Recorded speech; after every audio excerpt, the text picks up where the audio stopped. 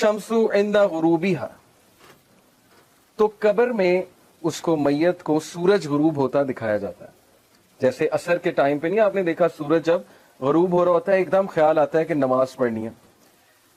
फयजलिसु यमसहु आइनैहि, तो वो अपनी आंखें मलता है, जैसे हम सोकर उठते हैं ना अपनी आंखें मलते हैं, तो वो अपनी आंखें मलता है और देखता है कि सूरज गुरूब हो रहा है। वयक़ूल, तो वो कहता है दाऊनी उसल्ली, कि मुझे नमाज पढ़ने दो, असर का वक्त जा रहा है, मुझे नमाज पढ़ने दो।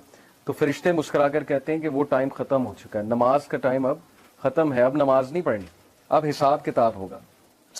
तो स्कॉलर्स ये हदीस कोट करके ये कहते हैं कि देखें, दिस शोज कि उस बंदे की प्रेफरेंस क्या थी, उसकी फिक्र क्या थी जब वो दुनिया में था। सूरज गुरूब होते ही उसे पहला ख्याल ये आया है कि मेरी नमाज ना रह जाए, कहीं असर की नमाज ना रह जाए, तो मैं असर की नमाज पढ़ लूं, उसके बाद बातचीत करते हैं। यानी उसका कॉन्शियस अभी तक नमाज के अंदर है। और ये चीज बहुत से मेडिकल डॉक्टर्स बताते हैं। मैं एक लेक्चर सुन रहा था एक स्कॉलर का, उन्होंने बड़ी जबरदस्त बात की।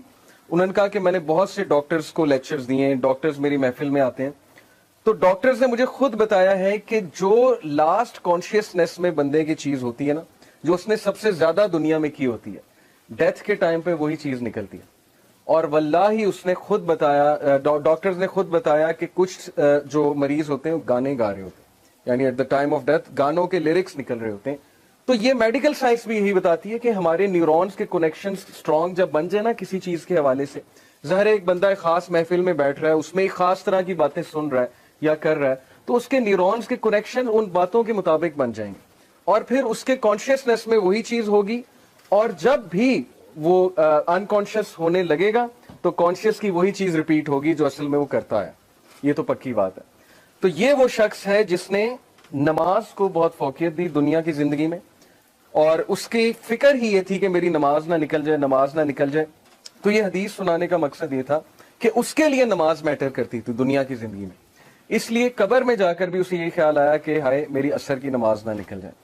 तो this tells us the reality of this world, के वो चीजें जो मैटर करती हैं हमारी जिंदगी में उन्हें हम इग्नोर कर रहे हैं। और असर की नमाज के बारे में रसूलुल्लाह सल्लल्लाहु अलैहि वसल्लम ने कहा कि जिस इंसान ने असर की नमाज जानबूझकर छोड़ी, जानबूझकर से मुराद है एक तो है ना कि सो गया है, याद नहीं रहा, या वैसे ही कोई बाजार में है मस्जिद नहीं मिल रही, जैसे खवातीन है बाजार में अक्सर होती हैं, कोई जगह नहीं नमाज पढ़ने की, मिस हो जाती है।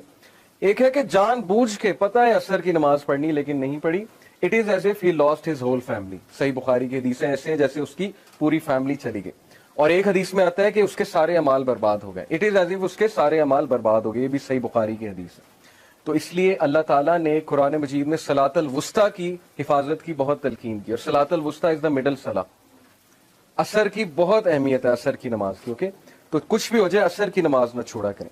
इसीलिए उसको वहां भी सूरज गुरूब होता दिखाया जाएगा और वो कहेगा कि दावनी उसल्ली, कि लेट मी ऑफर सलाह, बट फरिश्ते कहेंगे अब नमाज पढ़ने का टाइम जो है वो गुजर गया। तो मूविंग ऑन, आज का जो टॉपिक है इंशाल्लाह, आज हम बात करेंगे एक बहुत इंपॉर्टेंट चीज की, जिसकी इंपॉर्टेंस यहीं से वाजे हो जाती है कि अल्लाह ताला ने हमें वो चीज मांगने के लिए बहुत ज्यादा तलकीन की है। हमें दुआएं सिखाई हैं अल्लाह ताला ने कि ये दुआएं करो ताकि तुम्हें ये चीज नसीब हो, तुम्हें ये चीज मिले, तुम्हारी जिंदगी संवर जाए। वो चीज क्या है?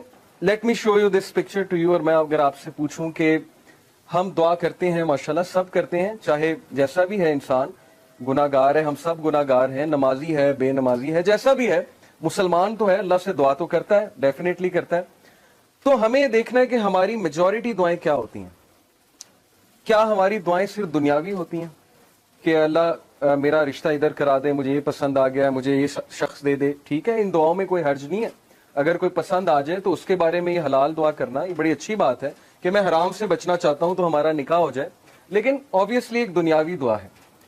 और फिर या अल्लाह मुझे जॉब दे दे, मेरी इतनी सैलरी हो जाए, या मुझे ये चीज दिला दे, या मुझे ये पोजीशन दिलवा दे, वगैरह वगैरह।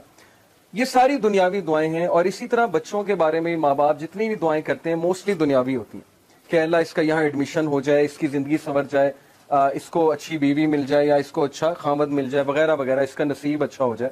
हर्ज कोई नहीं है, मैं ये नहीं कह रहा कि ये दुआएं गलत हैं, बिल्कुल करनी चाहिए, लेकिन कितने % हमारी दुआओं का हिस्सा इस बारे में होता है कि या अल्लाह मुझे हिदायत दे दे, या अल्लाह कल मुझे मौत आए तो सजदे में आए, या अल्लाह कल मुझे मौत आए तो हिदायत पे मौत आए, یا اللہ مجھے نبی صلی اللہ علیہ وسلم کی کمپنی نصیب فرما جنت میں، یا اللہ میں موسیٰ علیہ السلام سے ملنا چاہتا ہوں تو مجھے ان کی کمپنی نصیب فرما، یا کسی صحابی کے گھر کے قریب مجھے گھر دے جنت میں.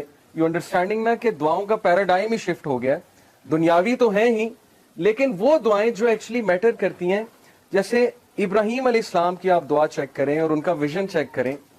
کیا مانگا اللہ سے کہ ربی جعلنی مقیم الصلاۃ ومن ذریتی ربنا وتقبل دعا ربنا اغفر لی ولوالدی وللمؤمنین یوم یقوم الحساب، کہ اے میرے رب میری اولاد کو نماز پر مقیم رکھی.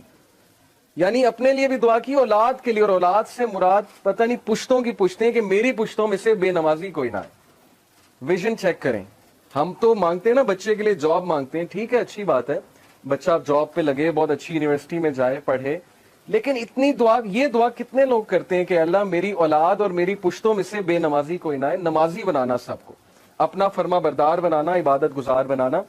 ربی جعلنی مقیم الصلاۃ ومن ذریتی ربنا وتقبل دعا، اے میرے رب میری دعا قبول فرمانا. ربنا اغفر لی ولوالدی وللمؤمنین، اے میرے رب مجھے معاف کرنا، میرے والدین کو معاف کرنا، اور مومنین کو جو آنے والے ان کو معاف کرنا. یوم یقوم الحساب، اور اس دن ہمارا حساب آسان لینا. دس از ویژن. یہ ہوتی ہے لیڈرشپ، اور یہ ہوتا ہے ایک لیڈر کی دعا، کہ کتنے ویژن کے ساتھ کتنی براڈ دعا کر رہے ہیں.